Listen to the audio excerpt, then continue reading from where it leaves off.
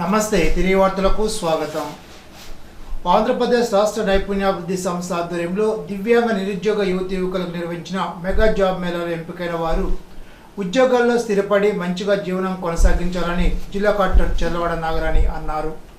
భీమవరం ఆర్ఆర్డిఎస్ ప్రభుత్వ డిగ్రీ కళాశాలలో ఆంధ్రప్రదేశ్ నైపుణ్యాభివృద్ధి సంస్థ నేషనల్ కెరియర్ సర్వీస్ ఆధ్వర్యంలో బుధవారం దివ్యాంగులు నిర్వహించిన మెగా ఉద్యోగ మేళా కార్యక్రమానికి జిల్లా కలెక్టర్ చంద్రవాడ నాగరాణి ముఖ్య అతిథిగా పాల్గొన్నారు.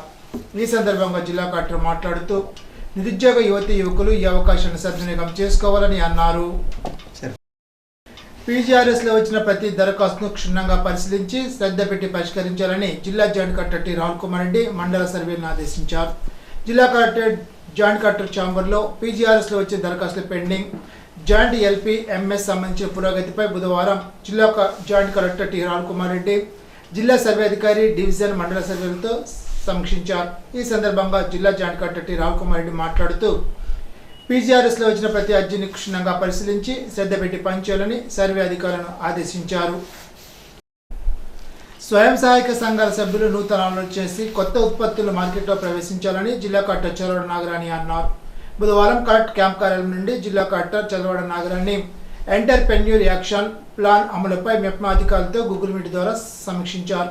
ఈ సందర్భంగా కలెక్టర్ మాట్లాడుతూ పట్టణ ప్రాంతాల్లో పేదరిక నిర్మూలన కోసం ప్రభుత్వం అనేక స్వయం ఉపాధి యూనిట్ల స్థాపనకు బ్యాంకుల ద్వారా ఆర్థిక సాయం అందిస్తోందని, దీన్ని సద్వినియోగం చేసుకుని తన నైపుణ్యానికి అనువైన యూనిట్లు స్థాపించి ఆర్థికంగా పురోగతి సాధించాలని అన్నారు. ప్రభుత్వం నిర్దేశించిన లక్ష్యాలు సాధించేందుకు కృషి చేయాలని అన్నారు. ర్యాపిడ్ బైక్స్, తృప్తి క్యాంటీన్లు, అమృతమిత్ర టూరిజం సర్వీసెస్ ఏర్పాటుకు కొత్తగా లబ్ధిదారులను గుర్తించాలని అన్నారు. పశ్చిమ గోదావరి జిల్లాకు పౌర సరఫరాల సంస్థ జిల్లా మేనేజర్గా జూలై 2022 నుండి 2025 వరకు 3 సంవత్సరాలు అత్యుత్తమ సేవలు అందించి వరుసగా 6 సార్లు అవార్డులు అందుకొని డబుల్ హ్యాట్రిక్ రికార్డు సాధించిన టి శివరామప్రసాద్ ఇటీవలే కృష్ణా జిల్లాకు బదిలైన సందర్భంగా ఆయనను సత్కరించడానికి జిల్లా జాయింట్ కలెక్టర్ ఆధ్వర్యంలో పౌర సరఫరాల సిబ్బంది సభ ఏర్పాటు చేశారు. సభకు ముఖ్య అతిథిగా జిల్లా జాయింట్ కలెక్టర్ రాహుల్ కుమార్ రెడ్డి హాజరయ్యారు. జిల్లాలోని వివిధ శాఖల జిల్లా అధికారులు, రెవెన్యూ డివిజన్ అధికారులు, తహసీల్దార్లు, మండల వ్యవసాయ అధికారులు, పౌర సరఫరా సిబ్బంది, రైస్ మిల్లర్లు తదితరులు హాజరయ్యారు. జిల్లాలో 65 సంవత్సరాలు పైబడి ఉన్న 70,770 కార్డుదారులకు జూలై 2025 నెలకు సంబంధించి నిత్యావసర సరుకులు ముందుగానే ఈ నెల 26వ తేదీ నుండి ఈ నెల 30వ తేదీ వరకు చౌకధరల దుకాణాలచే కార్డుదారుల ఇంటి వద్దకే పంపిణీ చేయడానికి నిర్ణయించారు. రేషన్ షాప్ డీలర్లు వారి రేషన్ షాప్ పరిధిలో ఉన్న 65 సంవత్సరాల పైబడిన వృద్ధులకు, దివ్యాంగులకు, అస్వస్థతతో బాధపడుతూ మంచంలో ఉన్న వారికి, కార్డుదారులకు వారి ఇంటి వద్దనే నిత్యావసర సరుకులు పంపిణీ చేస్తారు. కార్డుదారులు ఈ అవకాశాన్ని సద్వినియోగం చేసుకోవాల్సిందిగా కోరారు. అత్తిలి మండలం ఆరువిల్లిలో మాలలపై దాడి చేసిన మాదిగలలో A3గా ఉన్న ముద్దాయిని A1గా చేర్చాలని కోరుతూ బుధవారం తహసీల్దార్ దశక వంశీకి మాలలు వినతిపత్రాన్ని అందజేశారు. గ్రామంలో ఇరు వర్గాల మధ్య జరిగిన ఘర్షణలో మాదిగ వర్గానికి చెందిన వారు ప్రాణాపాయ స్థితిలో ఉన్నారని, ఈ సంఘటనపై పూర్తి స్థాయిలో విచారణ జరిపి A3ని A1గా చేర్చాలని వారి వినతిపత్రంలో పేర్కొన్నారు. అత్తిలి పోలీస్ స్టేషన్ ఎదుట మాలలు పెద్ద ఎత్తున నిరసన కార్యక్రమాన్ని చేపట్టారు. పోలీసులు నిష్పక్షపాతంగా విచారణ జరిపి A3 ముద్దాయిని A1గా చేర్చాలని నినాదాలు చేశారు. లేని పక్షంలో ఉద్యమాన్ని తీవ్రతరం చేస్తామని హెచ్చరించారు. తెలుగుదేశం పార్టీని క్షేత్రస్థాయిలో మరింత బలోపేతం చేసే దిశగా పార్టీ నాయకులు, కార్యకర్తలు కృషి చేయాలని తణుకు శాసనసభ్యులు ఆర్మీ రాధాకృష్ణ పిలుపునిచ్చారు. బుధవారం తణుకులోని ఎమ్మెల్యే కార్యాలయంలో తణుకు పట్టణంతో పాటు తణుకు మండల టీడీపీ సర్వసభ్య సమావేశం నిర్వహించారు. సమావేశంలో నూతన కమిటీలను ఏకగ్రీవంగా ఎన్నుకొని వారిని అభినందించారు. ఈ సందర్భంగా ఎమ్మెల్యే రాధాకృష్ణ మాట్లాడుతూ పార్టీ కోసం మరింత కష్టపడుతూ ప్రజలకు ఎప్పుడు అందుబాటులో ఉంటూ ఉన్నత స్థానాలకు ఎదగాలని కోరారు. పార్టీ కోసం కష్టపడిన వారికి ఎప్పుడు గుర్తింపు ఉంటుందని చెప్పారు. తణుకు నియోజకవర్గ పరిశీలకులు చుండ్రు శ్రీవరప్రకాష్ ఆధ్వర్యంలో తణుకు పట్టణ అధ్యక్షులుగా మంత్రి రావు వెంకటరత్నం, కార్యదర్శిగా జక్కంశెట్టి వెంకటేశ్వరను ఎన్నుకున్నారు. తణుకు మండల అధ్యక్షునిగా ఆత్మకూరి రామకృష్ణ, కార్యదర్శిగా దిట్ల రవికుమార్లు ఎన్నికయ్యారు. దీన్ని ఎమ్మెల్యే రాధాకృష్ణతో పాటు నాయకులు అభినందించారు.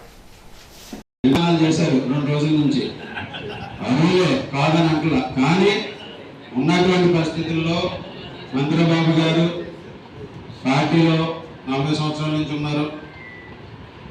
ఆయనకు ఉన్నటువంటి అనుభవం, ఈరోజు మనకి కౌన్సిల్ లేదు, మున్సిపల్ కౌన్సిల్ లేదు, ఒక పక్కన పట్టణం మొత్తం అందరూ కూడా పరిచయస్తులు.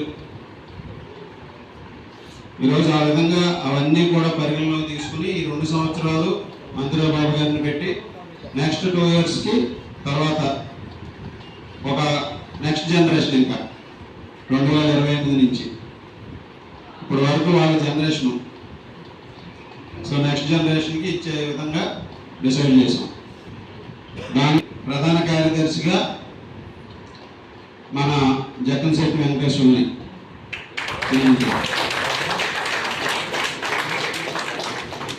అంటే ఇప్పుడు వెంకటేష్ కూడా పేపర్ వర్క్ ఇవన్నీ కూడా చాలా బాగా చేశాడు. ప్రతిపక్షంలో ఏ కార్యక్రమం ఇచ్చినా చంద్రబాబు గారికి తోడుగా ప్రతి కార్యక్రమాన్ని కూడా ఇవ్వడం జరిగింది. సో మిగిలిన కమిటీ కూడా మనం అంటే ఉన్న దాంట్లో మనకి కొన్ని పేర్లు అనుకుని మేము అనౌన్స్ చేస్తాం. ఇందులో ఎవరికైనా ఇష్టం లేకపోతే మారుస్తాం, ఇష్టం అంటే కంటిన్యూ అవుతాయి. ట్రెజరర్గా గమనీ రామచంద్రరావు గారు ఆయన కంటిన్యూ అవుతున్నారు ట్రెజరర్గా. ఆర్గనైజింగ్ సెక్రటరీ 1 గోపిరెడ్డి చెన్నారావు గారు. ఆర్గనైజింగ్ సెక్రటరీ 2 శర్వా బ్రహ్మయ్య గారు. ఆర్గనైజింగ్ సెక్రటరీ 3 సప్పా వీరరాఘవన్ గారు. ఏది ఎక్కడ రాజు వచ్చారా? జగన్ రాలేదా? సెక్రటరీ 2 మన్నే రత్నకుమార్ గారు. సెక్రటరీ 3 నత్తా శేఖర్. పోడూరు మండలం మట్టపర్రులో పెద్దపాలెం శివారు శ్రీ కనకదుర్గమ్మ తల్లి ఆలయ నిర్మాణానికి సహాయం చేయవలసిందిగా ఆలయ కమిటీ జనవరుల శాఖ మంత్రి నిమ్మల రామానాయుడు కోరగా ఆయన తన తండ్రి పేరు మీద స్థాపించిన ధర్మారావు ఫౌండేషన్ ద్వారా 40 సిమెంట్ బస్తాలను ఫౌండేషన్ సభ్యుల ద్వారా బుధవారం అందజేశారు. మట్టపర్రు పెద్దపాలెం శ్రీ కనకదుర్గమ్మ అమ్మవారి నూతన నిర్మాణానికి మన ధర్మారావు ఫౌండేషన్ ద్వారా మరి రామానాయుడు గారిని అడగగానే 40 సిమెంట్ బస్తాలు మనకి ఇవ్వడం జరిగింది. గతంలో కూడా మనకి అంజనీ స్వామి గుడి నూతన నిర్మాణానికి కూడా ఆయన 80 బస్తాలు ఇవ్వడం జరిగింది.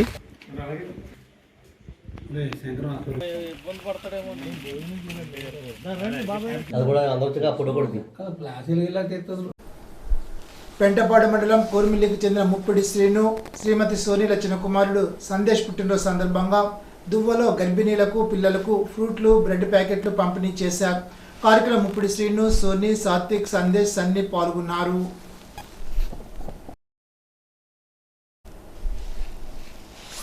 గణపవరం శ్రీ చింతలపాటి వరప్రసాద్ మూతురాజు ప్రభుత్వ డిగ్రీ కళాశాలలో చరిత్ర సోషల్ వర్క్ శాఖల ఆధ్వర్యంలో సంవిధాన్ హత్య దివస్ పై అవగాహన కార్యక్రమాన్ని కళాశాలలో నిర్వహించారు. కార్యక్రమాన్ని కళాశాల ప్రిన్సిపల్ డాక్టర్ పి నిర్మలా కుమారి అధ్యక్షత వహించి 1975 నుండి 1977 వరకు దేశంలో విధించబడిన ఎమర్జెన్సీ గురించి, ఆనాడు జరిగిన సంఘటనల గురించి విద్యార్థులకు వివరించారు. కళాశాల vice principal doctor K Swaruparani రాజ్యాంగంలో పేర్కొన్న ఎమర్జెన్సీల గురించి వివరించారు.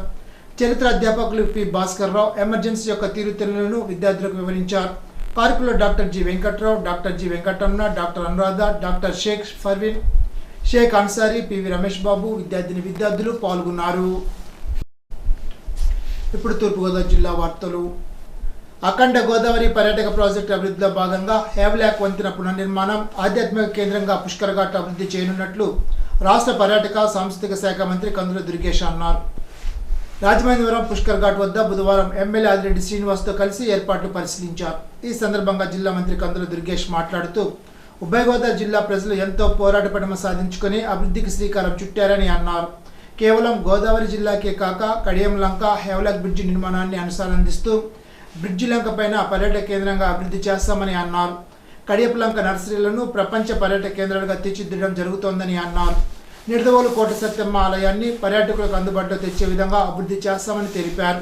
ఇటువంటి బృహత్తర కార్యక్రమానికి డిపిఆర్ నివేదిక తయారు చేసుకుని కేంద్ర మంత్రి గజేంద్ర సింగ్ షెకావత్ అనుమతితో సుమారు 94,44,00,000 నిధుల అంచనా వ్యయంతో అఖండ గోదావరి ప్రాజెక్ట్ గోదావరి పరివాహక ప్రాంతాల అభివృద్ధికి శ్రీకారం చుట్టడం జరిగిందని అన్నారు. రాజమండ్రి అర్బన్ శాసనసభ్యులు ఆదిరెడ్డి శ్రీనివాస్ మాట్లాడుతూ గోదావరి జిల్లాల ప్రజల చిరకాల వాంఛైన అఖండ గోదావరి పరివాహక ప్రాంత అభివృద్ధి ప్రాజెక్టుకు కూటమి ప్రభుత్వం ద్వారా సహకారం అందుతోందని తెలిపారు.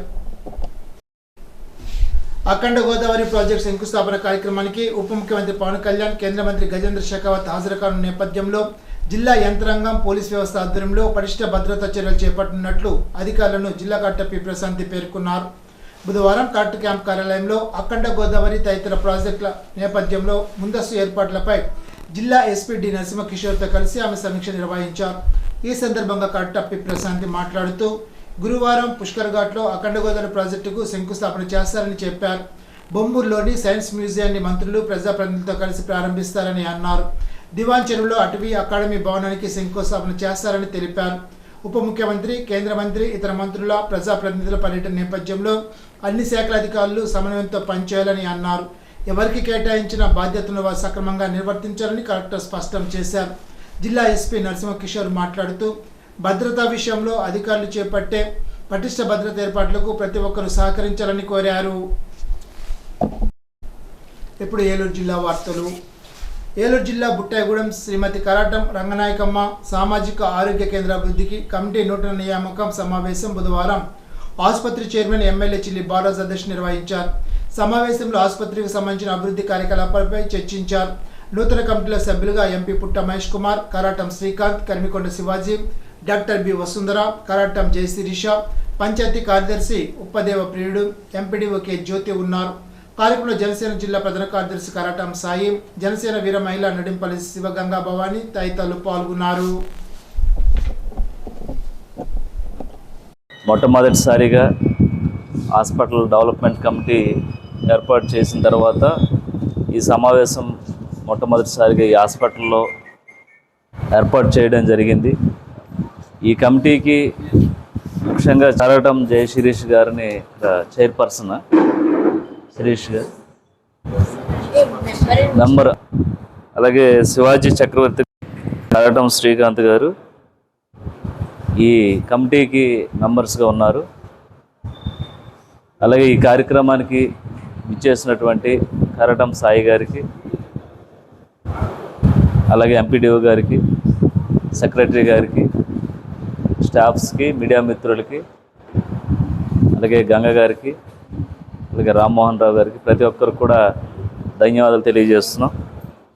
ఈరోజు ఏజెన్సీ ప్రాంతమైనటువంటి బుట్టాయిగూడెం మండలంలో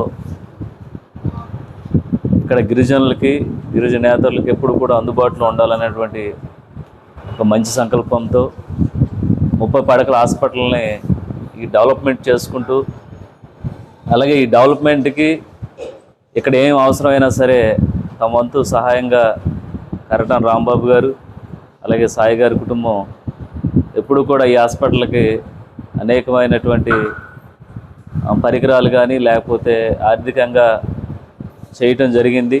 దీన్ని ఇదే విధంగా డెవలప్మెంట్ చేసుకుంటూ ముందుకు వస్తున్నారు. అలాగే ఇది ఏజెన్సీకి ఇక్కడ ముఖద్వారం, ఇది బుట్టాయిగూడెం. ఇక్కడ చుట్టుపక్కల ఉండేటువంటి పైన ఉండేటువంటి గుడేళ్ళు ఉండేటువంటి అనేక మంది ఇక్కడికి వచ్చి ట్రీట్మెంట్ చేయించుకుంటుంటారు. ఎప్పుడు కూడా అందుబాటులో ఉండాలి, వారికి ఎప్పుడు కూడా ఎలాంటి అసౌకర్యం కల్పించుకోకుండా చూడాలని ఎప్పటికప్పుడు మేము డాక్టర్స్ని కానీ, సూపరింటెండెంట్ కానీ, ఇక్కడ ఉన్నటువంటి వైద్య అధికారులు కానీ మేము చెప్పడం జరుగుతుంది. మేము గెలిచిన తర్వాత ఇది 4వ సారి అనుకుంటా ఇక్కడ విజిట్ చేయడం. ఎందుకంటే గత ప్రభుత్వాల్లో ఎక్కడా కూడా వైద్య సదుపాయం సరిగ్గా లేక అనేక గ్రామాల్లో, గుడేల్లో అనేక ఇబ్బంది పడేటువంటి పరిస్థితి ఉంది. కానీ ఇప్పుడు ఎన్డీఏ కూటమి వచ్చిన తర్వాత దీనిపై ఏదైతే వైద్య సదుపాయంపై ప్రత్యేకమైన దృష్టి పెట్టి, ప్రత్యేకించి నేనే అనేక హాస్పిటల్స్కి విజిటింగ్ వెళ్ళడం జరుగుతుంది. ఇక్కడ ముఖ్యంగా బుట్టాయిగూడెం మండలంలో, బుట్టాయిగూడెం ఇక్కడ సెంటర్ పాయింట్లో ఈ హాస్పిటల్కి అన్ని ఎక్విప్మెంటు, అన్నీ కూడా మంచి సదుపాయాలు, మంచి మంచి డాక్టర్స్ ఇక్కడ ఉన్నారు. మేము డాక్టర్స్కి చెప్పేది ఒకటే, ఇక్కడ నుంచి మీరు రిఫర్ చేసే ముందు మీరు చేయవలసినటువంటి ట్రీట్మెంట్ ఖచ్చితంగా మీరు చేయాలి. కానీ మాకు అనేకమైన కంప్లైంట్స్ వస్తున్నాయి. ఎందుకంటే ఇక్కడ చేయాల్సినటువంటి ట్రీట్మెంట్ కూడా మీరు పైకి రిఫర్ చేస్తున్నారు. ఇక్కడ 5-6 డాక్టర్స్ ఉన్నారు. ఎక్కువ కంప్లైంట్స్ వస్తున్నాయి ఇక్కడ నుంచే. ఈనాటి బంగారు మాట. అవసరాల కోసం కలిసే స్నేహాలు, బంధాలు ఎప్పటికీ నిలబడవు. ఎమర్సన్. ఈ వార్త ఇంతటితో సమాప్తం. తిరిగి బిజినెస్లో కలుసుకుందాం. అంతవరకు సెలవు. నమస్కారం.